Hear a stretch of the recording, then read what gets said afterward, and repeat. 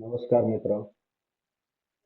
ઘણા બધા સમયથી આચાર્યના પીએફએમએસ ની અંદર નંબર ચેન્જ કેવી રીતે કરવા એના માટે મેં ઇન્ક્વાયરી હતી, એટલે આ વિડીયો એના માટેનો છે કે પીએફએમએસ ના તમામ આઈડી ની અંદર નંબર ચેન્જ કેવી રીતે કરવા. નંબર ચેન્જ કરવા માટે સૌપ્રથમ આપણે કોઈ પણ આઈડી ની અંદર લોગિન થવાનું રહેશે. મેકર, ચેકર અથવા તો એસએમસી ત્રણેયમાં સેમ પ્રોસેસ છે. જે અહીંયા બતાવું છું. લોગિન અહીંયા હું ઓલરેડી લોગિન છું ચેકર વાળા આઈડીમાં. ત્યાં માય ડિટેલ્સની અંદર માય પ્રોફાઇલ છે. માય પ્રોફાઇલની અંદર જશો એટલે ત્યાં તમને તમારી વિગત જોવા મળશે. તમારી પ્રોફાઇલની આખી વિગત જે છે એ વિગત ડિસ્પ્લે થશે. અહીંયા એડિટના બટન ઉપર ક્લિક કરશો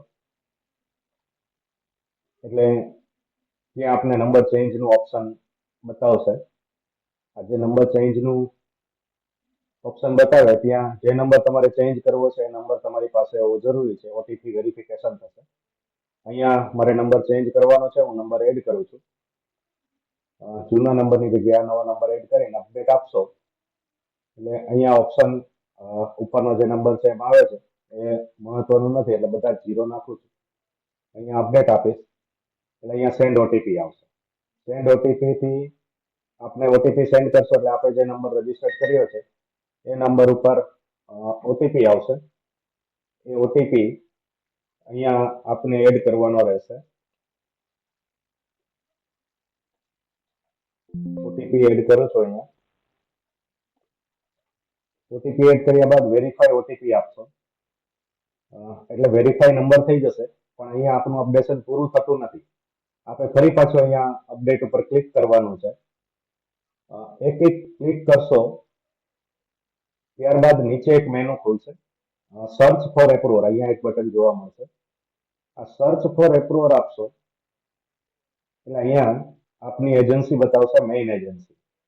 ત્યાં કઈ ચેન્જ કરવાનો નથી. આ જે બતાવે છે ત્યાં નીચે સીધું બટન છે સબમિટ ફોર એપ્રુવલ.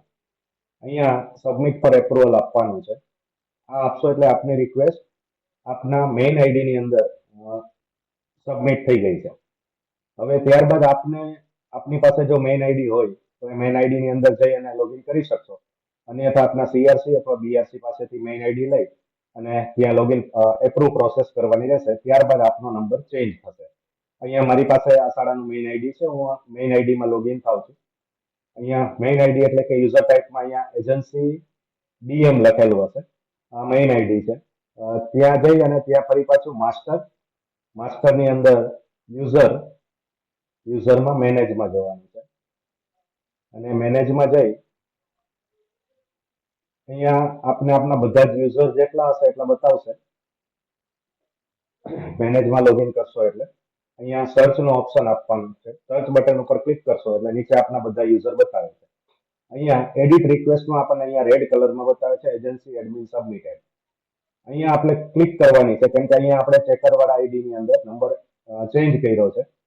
અહીંયા ક્લિક કરશો એટલે આપની જે એપ્રુવ હતી અહીંયા લાલ કલરથી બતાવશે કે આપણે આ ચેન્જ કર્યું છે, વેરીફાઈડ છે. અહીંયા એપ્રુવ આપવાનું છે. ઓકે લખી એપ્રુવ આપશો ત્યારબાદ આપનો નંબર હવે પછીના લોગિનમાં આ નંબર બતાવશે. જોઈ લઈએ આપણે કે ભાઈ પહેલા આ 88 વાળો નંબર હતો, હવે 96 વાળો છે. અહીંયા ફરી પાછું હું ચેકરમાં જાઉં છું, લોગ આઉટ થઈ અને એનું લોગિન કરીશ. આટલી પ્રોસેસ પૂર્ણ કર્યા બાદ જ નંબર ચેન્જ થઈ શકશે. જો એપ્રુવલ બાકી હશે તો ત્યાં સુધી નંબર ચેન્જ થઈ શકશે નહીં. અહીંયા હું આ શાળાનું ફરી પાછું લોગિન કરું છું.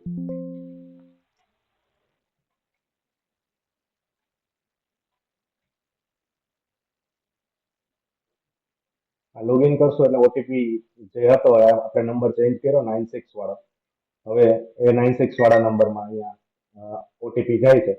એટલે આ રીતે આપ આપના કોઈ પણ આઈડીમાં સેમ પ્રોસેસથી આ ઓટીપી નંબર ચેન્જ કરી શકશો. આના માટે આપણે કોઈ પણ જગ્યાએ કે કોઈ પણ અલગ રીતે ક્યાંય જવાની જરૂર પડશે નહીં અને આપણું આઈડી ઓટો લોગિન ઓટીપીથી લોગિન થઈ જશે. આભાર.